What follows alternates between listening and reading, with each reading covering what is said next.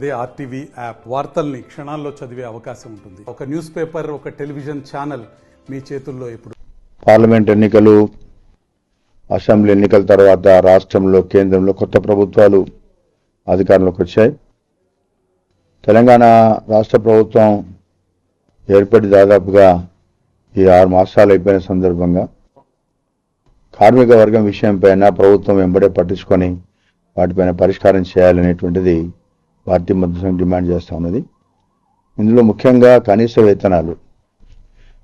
వేతనాల చట్టం 1948 అవుతుందో దాని ప్రకారం దాదాపుగా మన రాష్ట్రంలో ఉన్నటువంటి ఈ కార్మిక వర్గాలు కనీస వేతనాలు ఏవైతున్నాయో 10 సంవత్సరాలుగా వాటిని రివైజ్ చేయకపోవడం మూలంగా 2011, 2012లో రివైజ్ అయినటువంటి జీతాలపైన ఇప్పుడు యాజమాన్యాలు కార్మికులు చెల్లిస్తూ ఉన్నారు. దీని మూలంగా కార్మిక వర్గానికి మన రాష్ట్రంలో కేవలం 12,000, 13,000 తోటే మొత్తం లక్షలాది మంది కాంట్రాక్ట్ కార్మికులు అనేక పరిశ్రమల్లో, అదేవిధంగా షాప్స్ అండ్ కమర్షియల్ ఎస్టాబ్లిష్మెంట్స్లో మన రాష్ట్రంలో పనిచేస్తూ ఉన్నారు. కాబట్టి కొత్తగా ప్రభుత్వం ఈ 10 సంవత్సరాలుగా పెండింగ్ ఉన్నటువంటి కనీస వేతనాలు రివైజ్ చేయాల్సిన బాధ్యత ప్రభుత్వం పైన ఉన్నది. ప్రతి 5 సంవత్సరాలకు ఒకసారి గతంలో కనీస వేతనాలు అనేటువంటిది సవరించేటువంటి పద్ధతి మన రాష్ట్రంలో ఆనవాయితున్నది.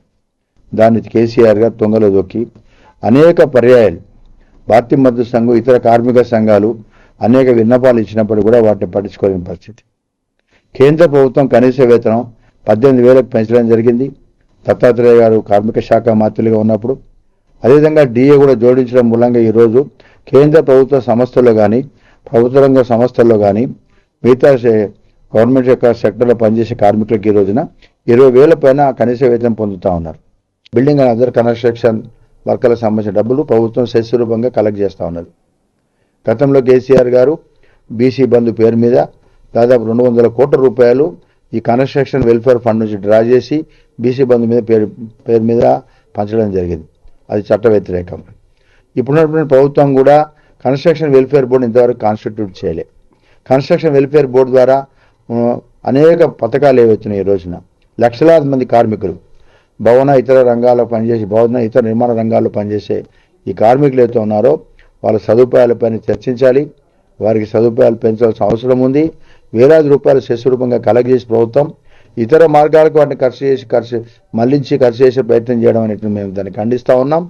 వెంబడి దీనిపైన కూడా ఆలోచన చేయాలని ప్రభుత్వంతో కోరుతా ఉన్నాం. రోజుల నుండి సిద్దిపేట జిల్లా ప్రాంతంగా ఈఎస్ఐ ఏదైతే ఉందో చాలామంది స్కూళ్ళల్లో పనిచేసేటువంటి కార్మికులు కావచ్చు, హాస్పిటల్లో పనిచేసే కార్మికులు, షాపింగ్ మాల్స్లో, బీడీ కంపెనీల్లో పనిచేసేటువంటి చాలా వివిధ రకాల పనిచేసే కార్మికులకు ఈఎస్ఐ డిస్పెన్సరీ కొరకు చాలాసార్లు భారతీయ మజ్దూర్ సంఘ్ విన్నపించినప్పటికీ కూడా గత రాష్ట్ర ప్రభుత్వం ఏదైతే ఉందో ఇక్కడ దాన్ని కాలయాపన చేసి రానివ్వకుండా ఇది కేంద్రానికి పేరు వస్తుంది మాకెందుకని చెప్పి కార్మికులను దూరం కొట్టినటువంటి పరిస్థితి అయినప్పటికీ కూడా ఇప్పుడు మళ్ళీ భారతీయ మజ్దూర్ సంఘ్ కేంద్ర ఏదైతే ఈఎస్ఐ బోర్డు సభ్యుల నుంచి వారు సిద్దిపేటను విజిట్ చేసి త్వరలోనే సిద్దిపేటకు డిస్పెన్సరీ రాబోతుంది.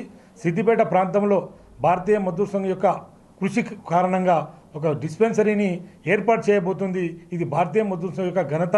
ఇది కార్మికుల గురించి చేస్తున్నాం కాబట్టి ఈ కార్మిక క్షేత్రానికి అందరూ కూడా త్వరలో వైద్యం అందించేటువంటి పనిని భారతీయ మజ్దూర్ సంఘ్ చేపట్టనుంది. మరిన్ని వీడియోస్ కోసం ఛానల్ ని సబ్స్క్రైబ్ చేయండి. లేటెస్ట్ అప్డేట్స్ కోసం వాట్సాప్ ఛానల్ ని ఫాలో చేయండి. అండ్ లింక్ డిస్క్రిప్షన్ లో ఉంది.